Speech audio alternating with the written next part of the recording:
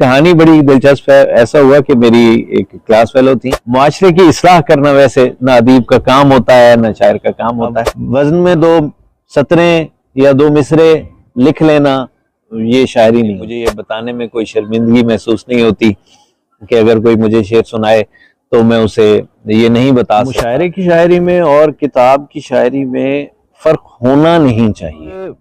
شاعری سے یہ تینوں کام لیے جانے چاہیے.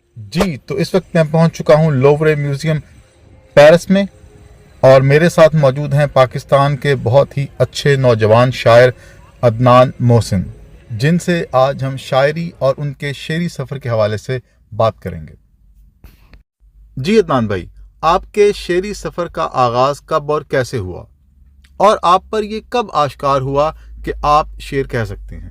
میں نے اپنے شعری سفر کا آغاز کافی نوعمری میں کر دیا تھا، اور اس کی کہانی بڑی دلچسپ ہے. ایسا ہوا کہ میری ایک کلاس فیلو تھی، ہم پڑھتے تھے اسکول میں، تو انہوں نے کہا کہ میرے گھر میں محسن نام کے بندے کی ایک کتاب پڑھی ہے، تو وہ میں لے آؤں تمہیں دے دوں. میں نے کہا لے آؤ، اور وہ کتاب عذاب دید تھی، محسن نقوی صاحب کی کتاب تھی. وہ لائی اور میں گھر لے گیا. میں نے اس کو پڑھا، مجھے کیا سمجھ آنی تھی.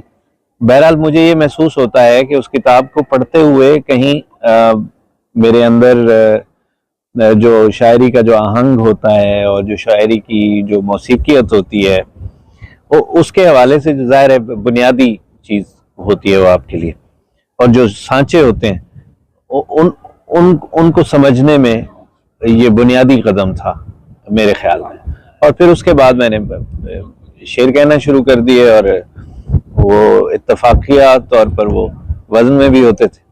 تو پھر اس کے بعد یہ سفر شروع ہو گیا. یہ اسکول کے دنوں سے ہی سفر شروع کیا تھا.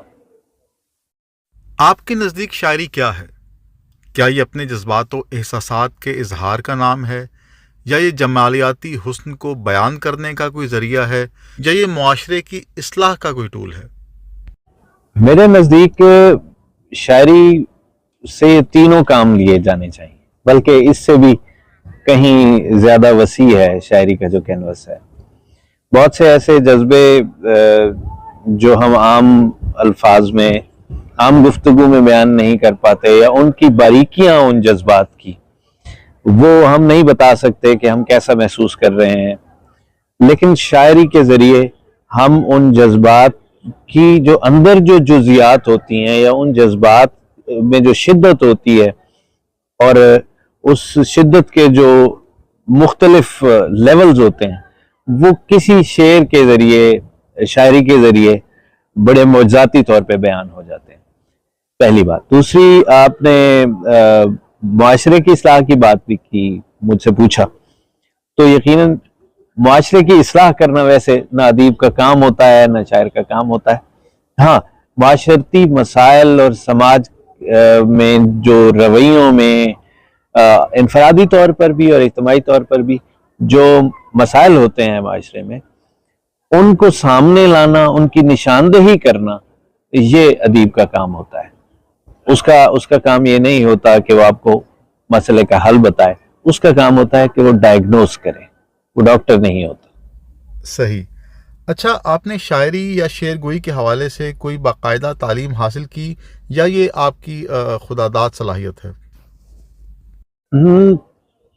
میں نے باقاعدہ طور پر کسی سے شاعری کا فن نہیں سیکھا. میں نے آپ کو بتایا کہ وہ کتاب جو میں نے پڑھی عذاب دید، اس کے بعد مجھے عروض سیکھنے کی ضرورت نہیں پڑی، بحریں جاننے کی ضرورت نہیں پڑی. مجھے یہ بتانے میں کوئی شرمندگی محسوس نہیں ہوتی کہ اگر کوئی مجھے شعر سنائے تو میں اسے یہ نہیں بتا سکتا کہ یہ کون سی بحر ہے اور اس کے کیا ارکان ہیں، اور وہ تختی وغیرہ میں بھی مجھے کوئی مہارت حاصل نہیں ہے. لیکن میں اتنا ضرور سمجھ سکتا ہوں، شعر کا مصرع سنتے ہوئے اور سننے کے فوراً بعد میں اتنا ضرور سمجھ جاتا ہوں اور بتا بھی سکتا ہوں کہ یہ شعر وزن میں ہے یا نہیں ہے.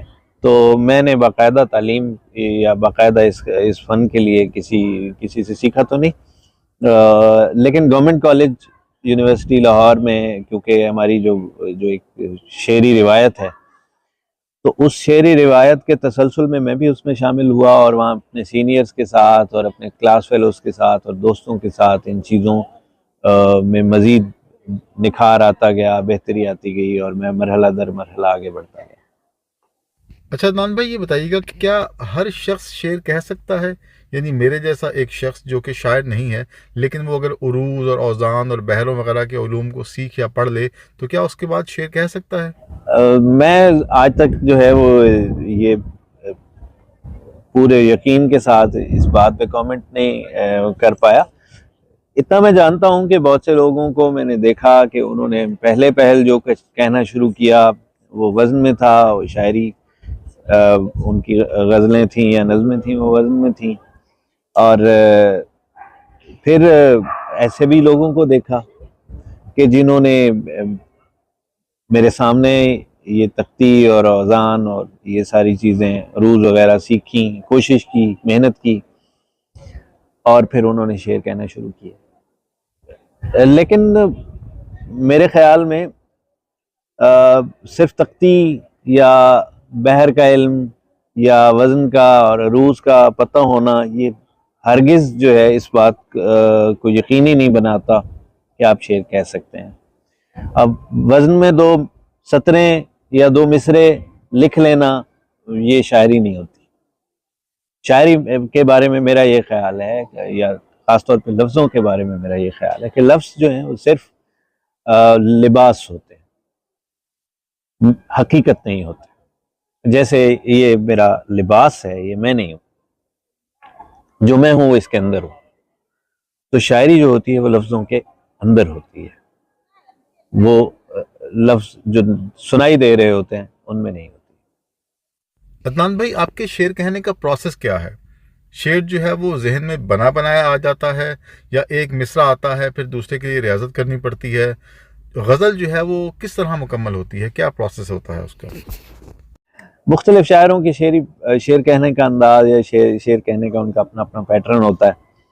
میرا یہ ہے کہ مجھے پہلے ایک شعر یا بعض اوقات ایک مصرع ہی جو ہے اس کی آمد ہوتی ہے، اور پھر اس کے بعد میں اس کو ڈیولپ کرنے میں پوری محنت کے ساتھ جت جاتا ہوں، مصروف ہو جاتا ہوں، اس کے ساتھ زیادہ سے زیادہ وقت گزارتا ہوں، اور اس طرح سے میں کرتا ہوں۔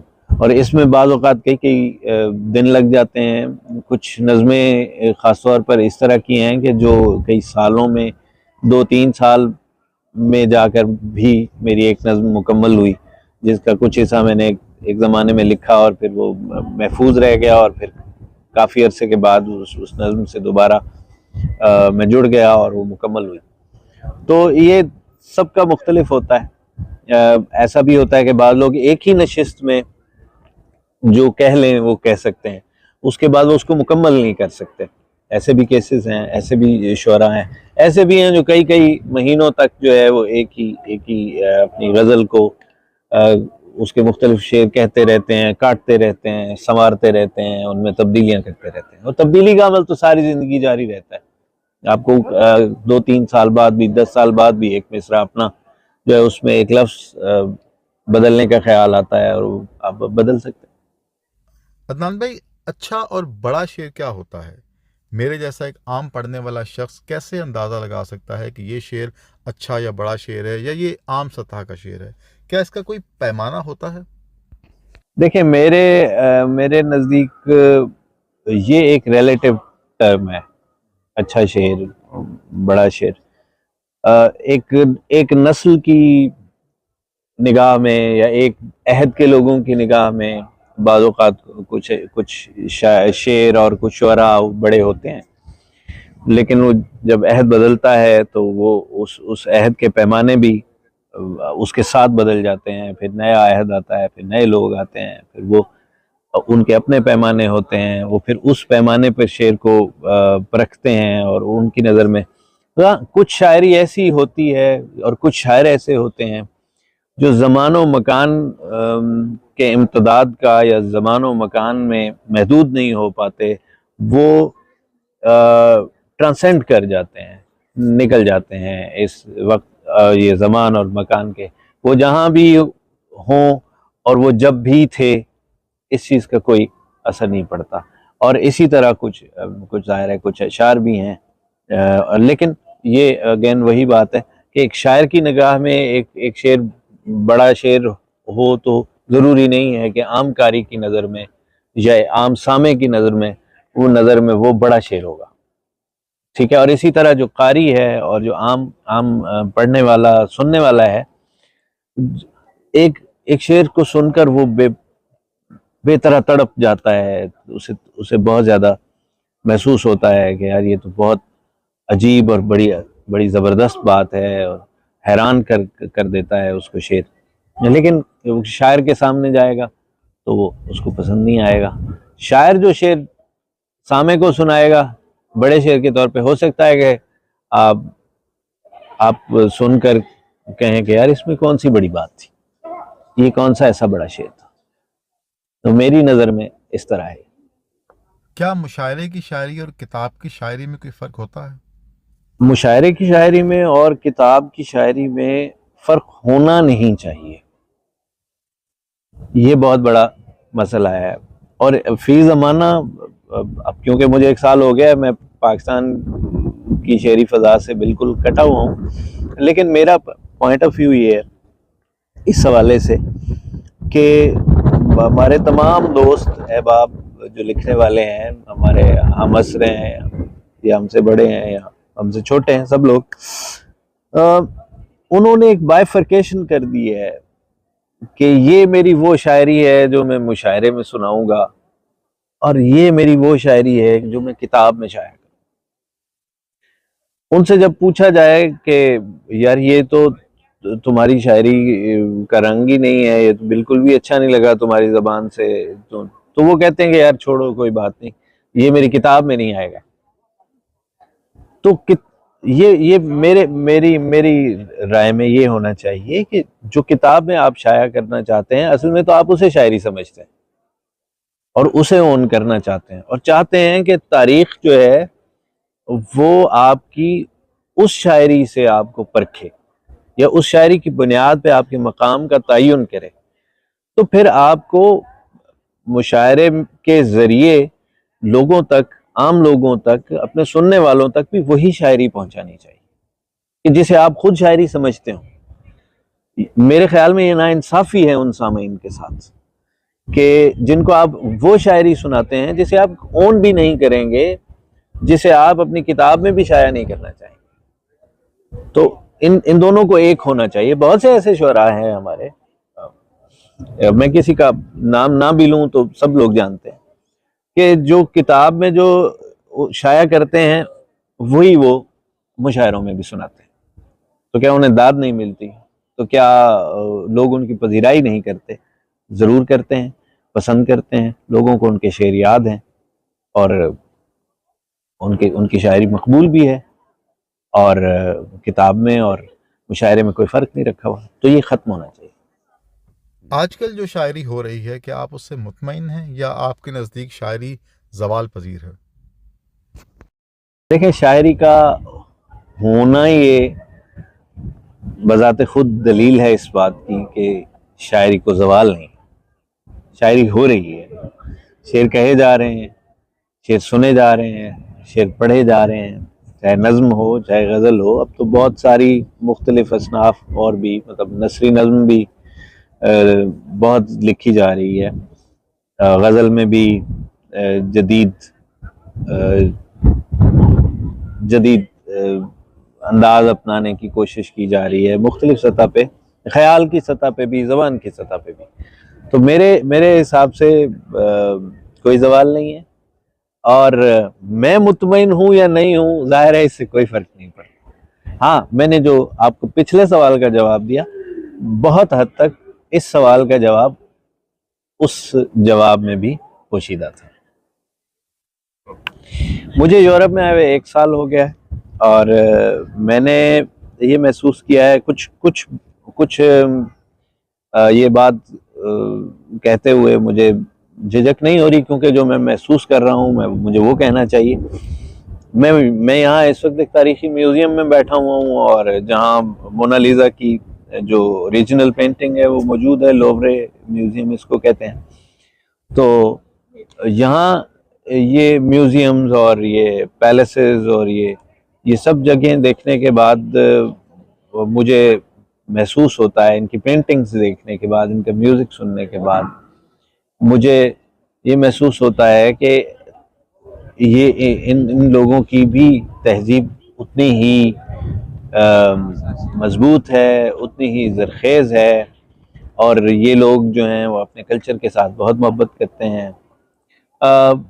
گھلنے ملنے کے حوالے سے مختلف یورپی اقوام کے لوگوں کا مختلف رویہ ہے. جیسے میں جرمنی میں ہوں تو جرمنی میں ذرا وہ لوگ پرتکلف ہیں، اور وہ تکلفات میں پڑے رہتے ہیں، زیادہ ان بے تکلفی نہیں ہوتی. لیکن یہ فرانس میں آ کر یا بارسلونا اسپین میں جا کر یا ایون بیلجیم میں جا کر بھی مجھے محسوس ہوا کہ یہ لوگ کافی ہنس مکھ اور ملنسار ہیں. تو باقی یہاں کے نظام کے حوالے سے بھی میں ضرور بات کروں گا کہ میرا خیال ہے کہ ان تمام اس پوری تہذیب کا ڈھانچہ یا اس پورے خطے کا جو بنیادی اس کی ریڑھ کی ہڈی ہے وہ یہ ہے that they stick to their system. وہ اپنے سسٹم کے ساتھ بہت زیادہ جڑے ہوئے ہیں، چاہے وہ عام لوگ ہوں یا چاہے وہ پروفیسرز ہوں، انٹلیکچوئلز ہوں یا پولیٹیشین ہوں، سب لوگ تو اس سسٹم کی یہ نگہداری کرتے ہیں، اور پھر وہ سسٹم ان کو بدلے میں مختلف ثمرات جو ہے وہ مہیا کرتا ہے. اس وجہ سے ان کی زندگیاں ہماری زندگیوں سے بہت بہتر اور ان کے لیے زیادہ مواقع یہاں میں محسوس کرتا ہوں.